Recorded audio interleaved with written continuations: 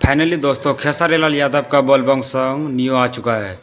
गाने का टाइटल का नाम है दोस्तों चढ़ाई बेलपाता, जो कि खेसारी लाल यादव और रक्षा गुप्ता जी नज़र आ रहे हैं इस गाने में, जो कि दोस्तों ग्लोबल म्यूजिक जंक्शन से टीजर रिलीज कर दिया गया है। और आप लोगों को पूरा वीडियो देखने के लिए ग्लोबल जंक्शन पे जाना पड़ेगा। आप लोग कल मॉर्निंग 6 बजे आप लोग को ये वीडियो देखने को मिलेगा। जाके आप लोग ज़रूर सुनिएगा इस गाने को।